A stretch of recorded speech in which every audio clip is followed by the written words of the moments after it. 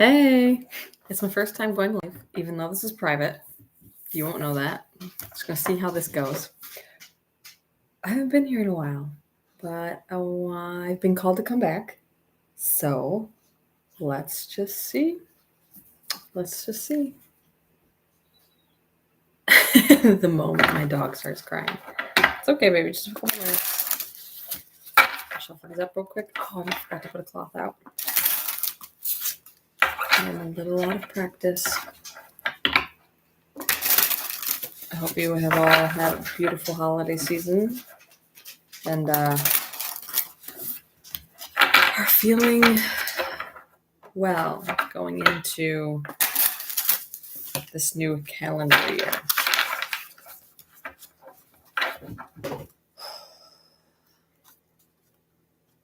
This is the Green Witch Oracle deck.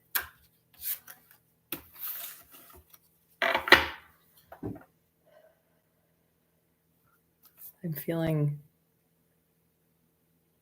a lot.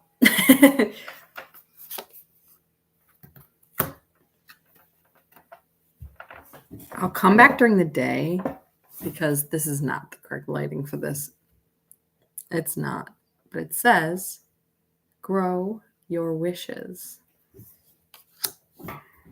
And underneath is learn from the bees. Yeah, nighttime readings is not going to be a thing. I was called to do this morning, but since it's been so long since I've done recorded messages and like it's the new year, I wanted to really sage everything. That is not the deck that I was talking about. I'm so sorry. I said it was the Green Witch Oracle deck, which I have, but it's actually the Dream Song Oracle. I believe it's fairly new. So 30.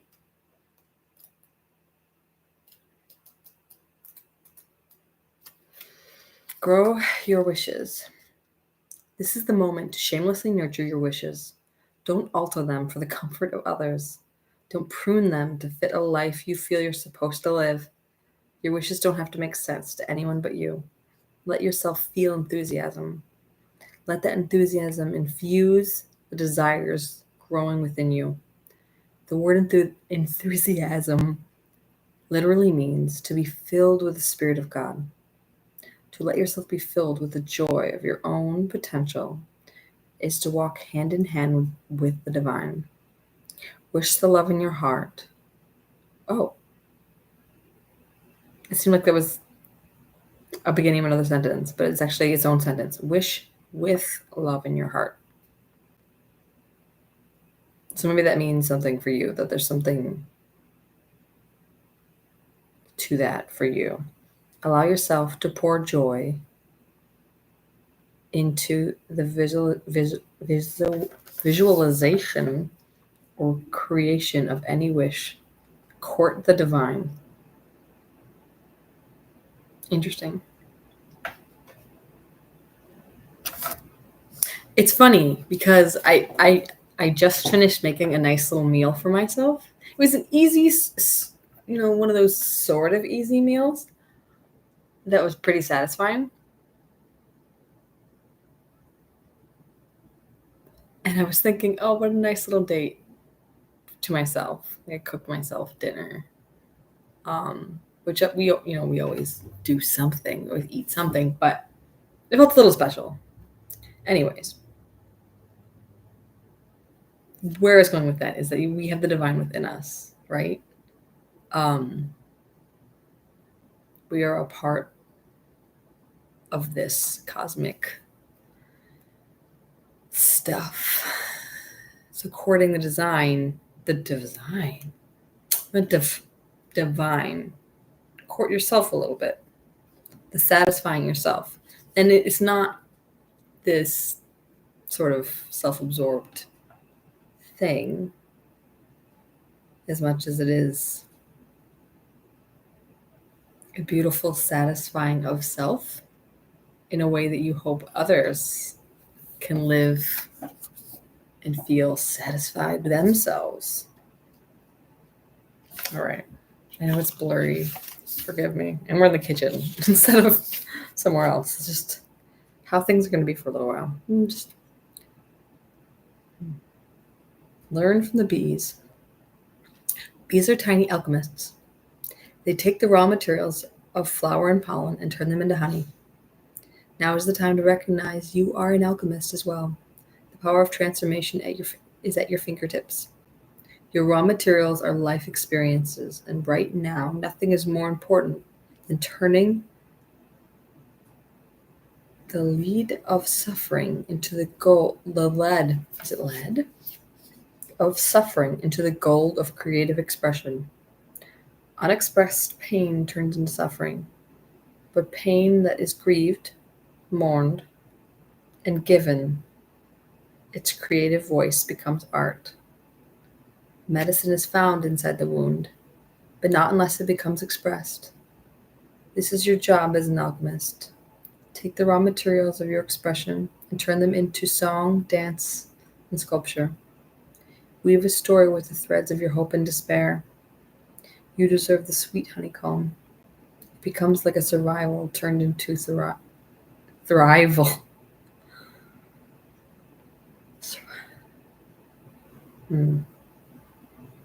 This has been coming up in things that I've been listening to. That, and it's not a new theme, but I think we're just very reflective at this time of year. Taking those experiences, taking those reflections, and realizing what a, albeit painful, but beautiful gift. All these nuggets of things that person that just challenged you so much. I intentionally said it that way because maybe at the time we thought they are so challenging to deal with. They, maybe. And then we grow into, they really challenged me.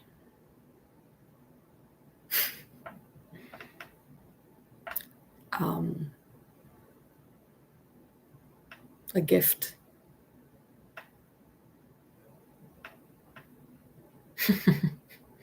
Part of me wants to end this here, but I'm not sure.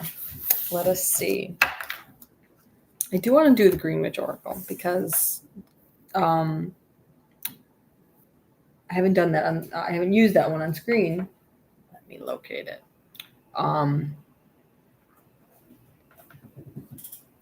And this is maybe a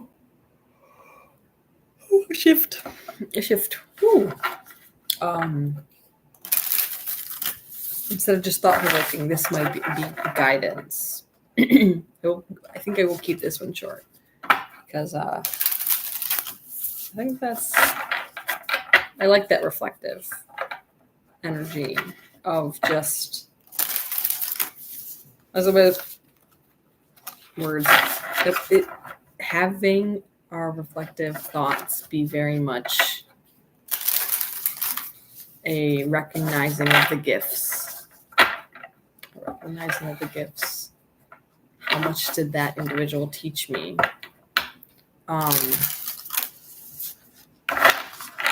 Being grateful to oneself also that you retained it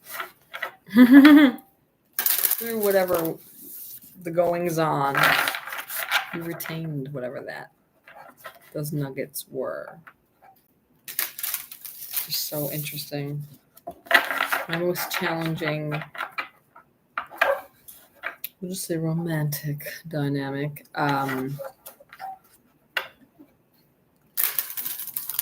Was one of the things that I learned my most during that time. I learned the most skills. Wow.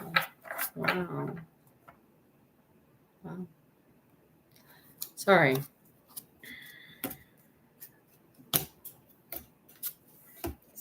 deck is already bent.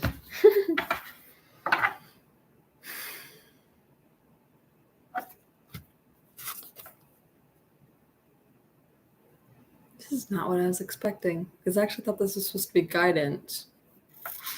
We'll see. This is Moth.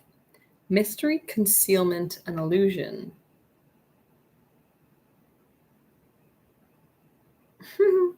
What a shame. Well, that's a little better. And underneath. I wonder if this has been under the whole time, because this is the one that was on underneath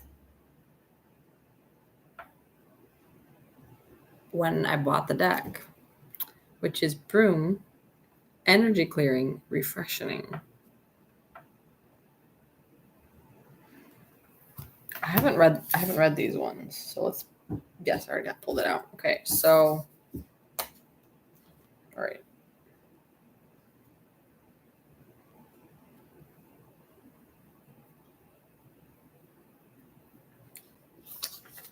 So more than one page. Please be patient with me.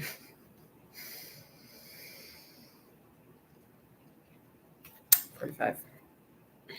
Be helpful if it just had the number on the card, but maybe they don't want it to be a numerology thing, so they don't do that intentionally. All right. Moth. Mystery, concealment, and illusion. Card meaning. Will some species of moth are diurnal? Diurnal?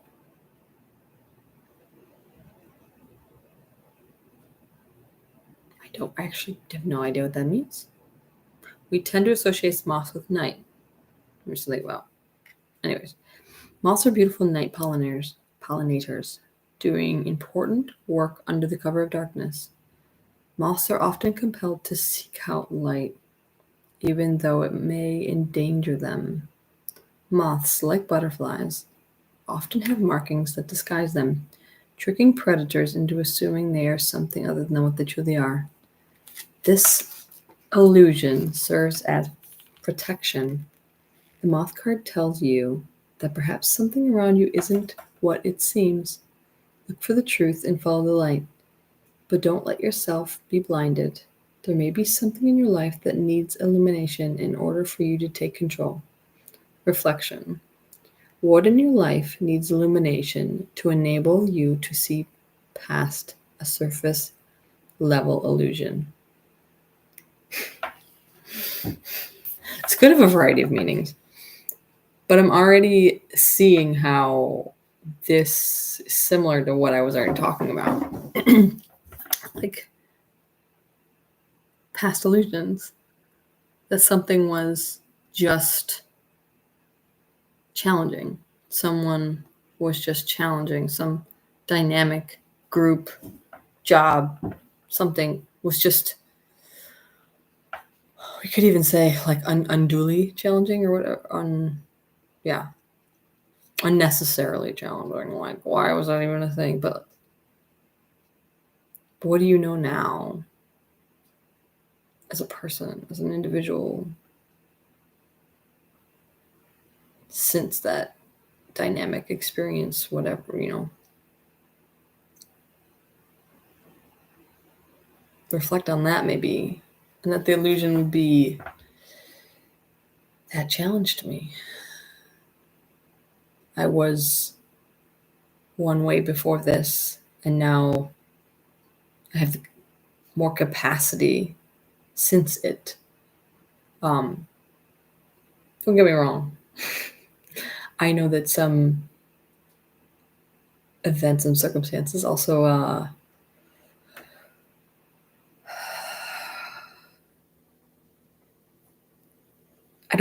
it seems like an extreme word, but I'm not coming up with like another one's not coming to me. So I am just going to say it because I feel as though this will resonate. Some dynamics, some situations, circumstances feel as though they damage parts of who you were before. And that hurts, right? But as somebody it's taken a long time to heal, a long time to come out the other end, not complete with that process, but just seeing that not only was it did that challenge me, now I know so much more because I was challenged, because I was expected to grow.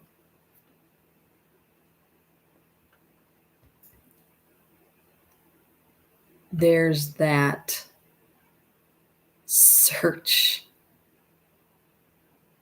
for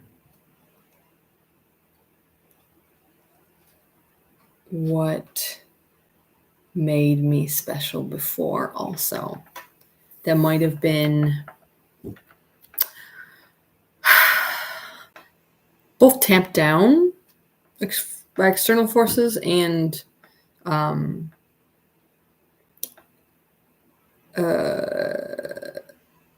sometimes rejected by ourselves, sometimes repressed by ourselves for safety, self-preservation. Maybe sometimes we actually say, like, hey, inner child, or whatever, or this aspect, feminine, vulnerable. I'm not saying feminine's vulnerable. I'm saying the softer parts of our being, sometimes we hide them away to keep them safe. And we go into survival for too long. And we forget where we put the key to release that beautiful, ooey gooey, loving, childlike parts of ourselves.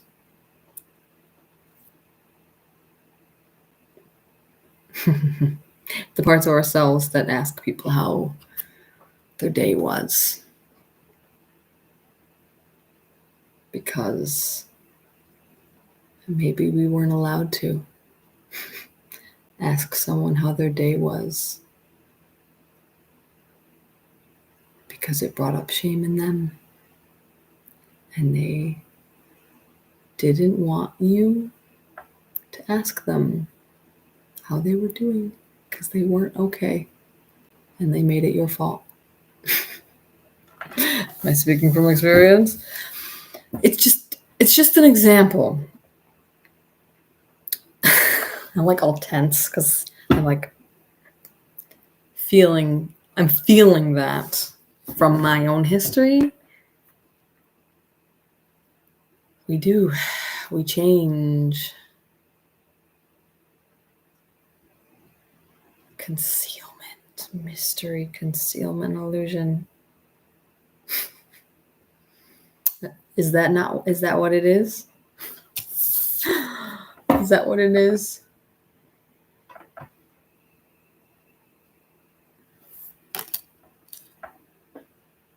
We've been something else for too long.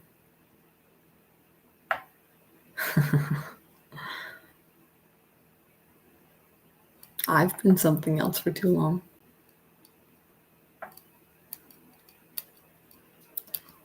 That might be why I've had that 6-month hiatus. It's taken me real work.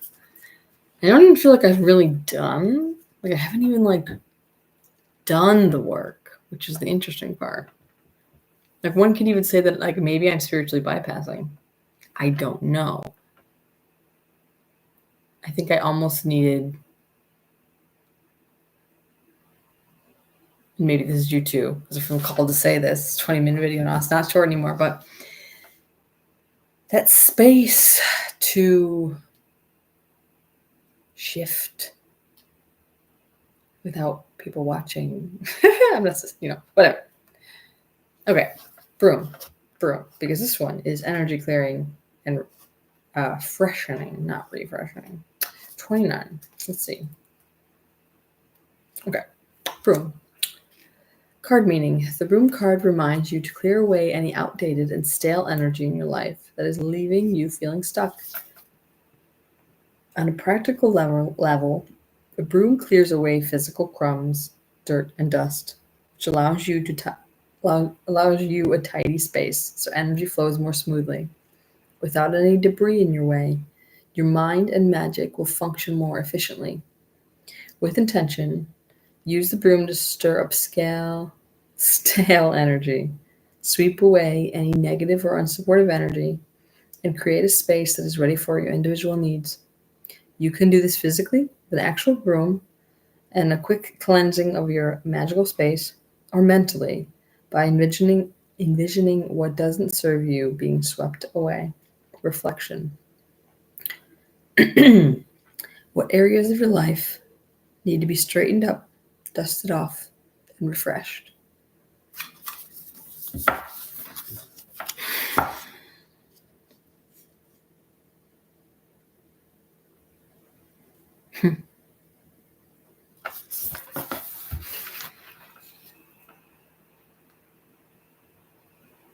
I'm just thinking, because while there might be some shifting and reflection and appreciation of the new things learned, I think there's two things on top of that. Maybe there's some things we learned that we don't like.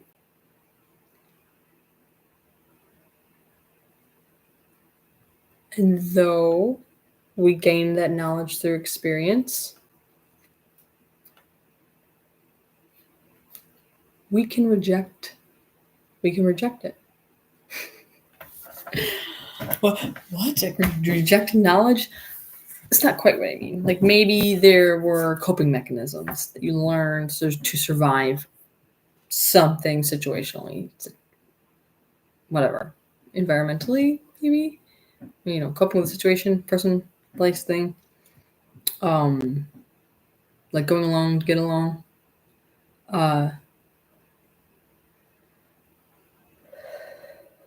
Maybe there are ways to decide that that's not how we want to live.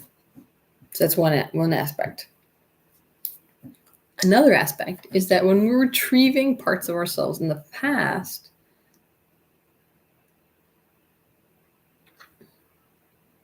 we may find a collection of things and we think, well, this is who I was before this thing happened to me, and I need these things back, right? Like I need to retrieve me. Some.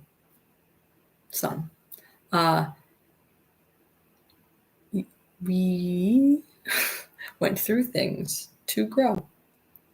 So there's probably some things we need to grow out of, right?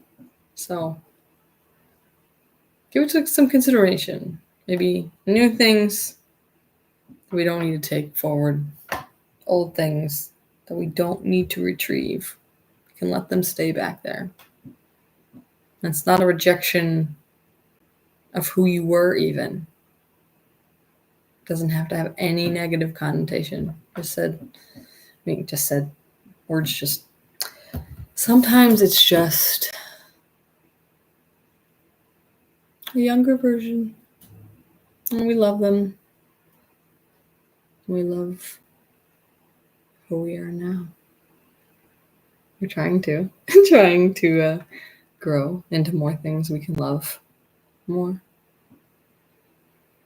Anyway, this is a lot of rambling. Do forgive me. We had 4 cards and I talked for 24 minutes. I love y'all.